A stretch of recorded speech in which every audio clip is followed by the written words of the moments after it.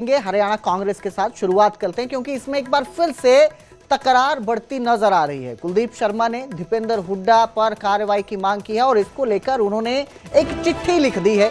ये चिट्ठी मल्लिकार्जुन खड़गे को लिखी गई है। कांग्रेस के राष्ट्रीय अध्यक्ष हैं मल्लिकार्जुन खड़गे, उनको ये पत्र लिखा गया है।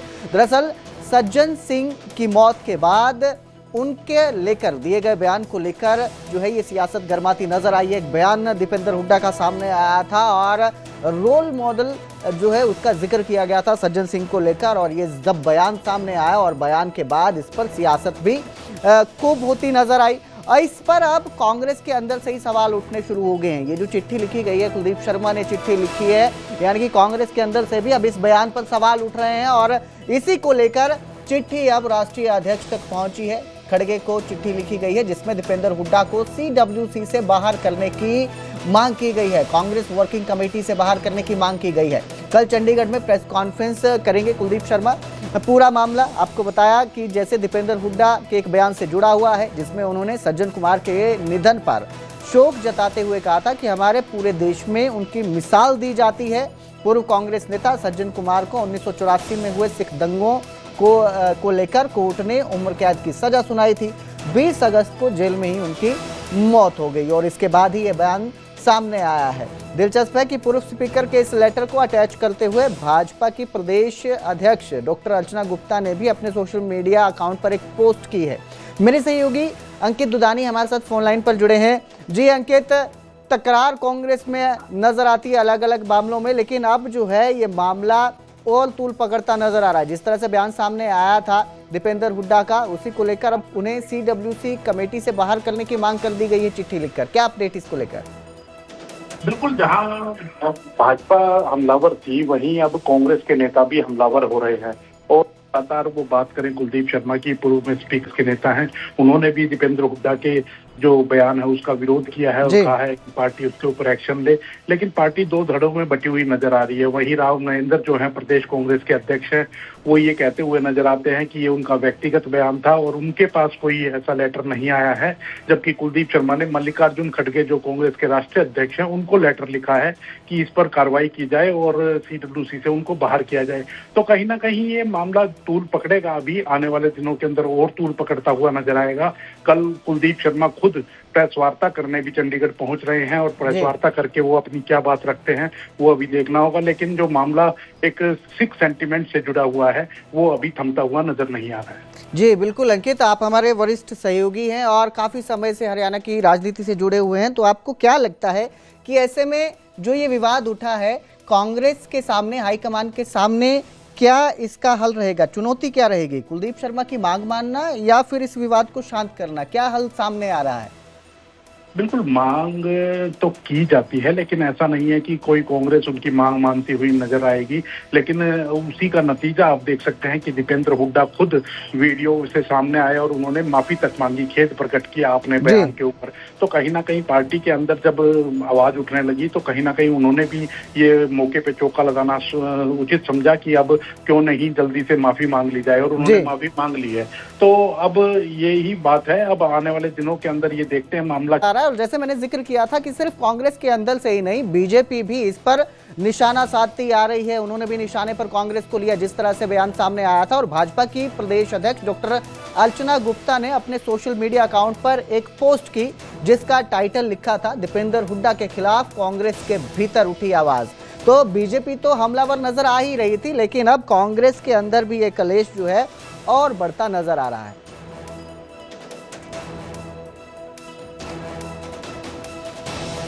तो दल दीपेंद्र सिंह हुड्डा के बयान पर जहां कांग्रेस के अंदर ही कलेश छिड़ गया है, तो दूसरी ओर बीजेपी भी लगातार कांग्रेस को घेर रही है। वहीं कुलदीप शर्मा के खड़गे को लिखे गए पत्र को शेयर करते हुए हरियाणा बीजेपी अध्यक्ष अर्चना गुप्ता ने लिखा कि दीपेंद्र हुड्डा के खिलाफ कांग्रेस के भीतर से आवाज उठी है।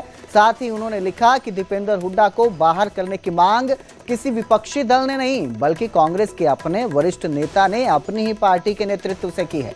अर्चना गुप्ता के साथ ही महिपाल ढांडा ने भी सज्जन कुमार के मामले में कांग्रेस को घेरा है। को आइडल बताता है, कोई किसी का आइडल होता है तो उस व्यक्ति की व्यक्तिगत धारणा होती है।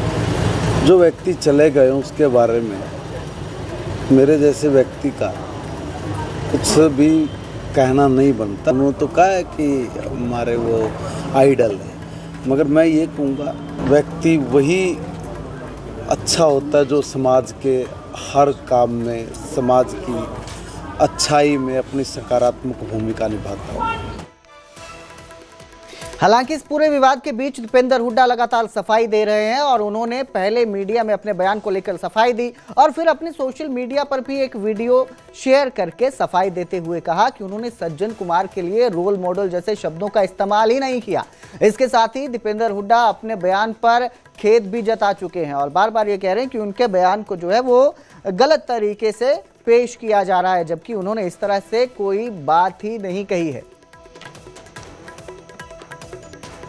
सबसे पहली बात तो ये शब्द का प्रयोग मैंने किया ही नहीं, ना ये शब्द का प्रयोग किया, ना कोई ऐसी भावना थी ना हो सकती।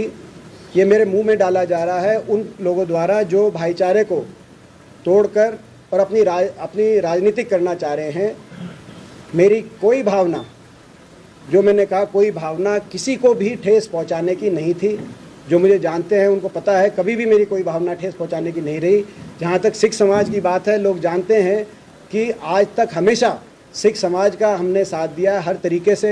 मैं समझता हूं कि 84 के दंगों में के लिए भी हमने शुरू से बड़ी स्पष्ट रूप से कहा कि 84 के दंगों में जो एक बहुत बड़ा अन्याय हुआ और जो भी कोई दोषी है वो उस दोषी को कड़ी से कड़ी सजा होनी चाहिए, सिख भाइयों को न्याय मिलना चाहिए और यही शुरू से लेकर आखिर तक हमारा स्टैंड रहा है। तो हम पूरी तरीके से सिख समाज के साथ। मैंने कल भी इस बात को क्लैरिफाई किया कि पिछले 2 दिन से मैं देख रहा हूं कि कुछ लोग मेरी बात को तोड़ मरोड़ के लोगों के सामने रख रहे हैं। मेरी गुजारिश है कि सबसे पहले तो मैंने वो शब्द नहीं कहा जो अंग्रेजी का जो शब्द रोल मॉडल, जो शब्द मेरे बयान के साथ जोड़ा जा रहा है, मैंने वो बोला ही नहीं। जो मैंने जिसका प्रयोग भी नहीं किया, मेरी कोई भी मंशा किसी हमारे भाई को ठेस पहुंचाने की नहीं थी। सिख समाज के हमारे भाइयों को तो ठेस पहुंचाने की मैं सोच भी नहीं सकता, ना मेरी कभी कोई भावना ऐसी थी। लेकिन फिर भी सिख समाज हमारा अपना परिवार है। अगर किसी भाई को की भावनाएं से ठेस हुई हैं तो मैं आपका भाई हूं, मैं खेद प्रकट करता हूं।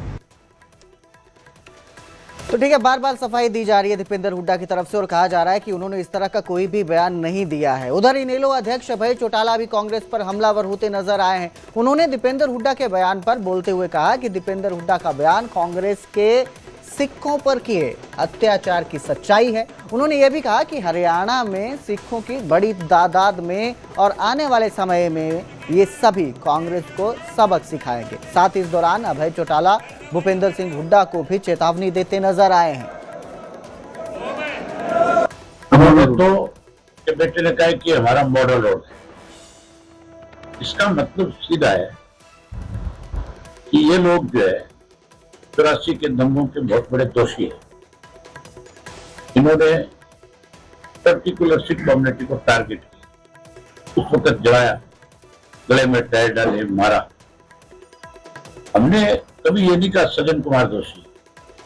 सुप्रीम कोर्ट ने कहा कि सज्जन कुमार दोषी है, कोर्ट ने उसको उम्र कैद की सजा दी।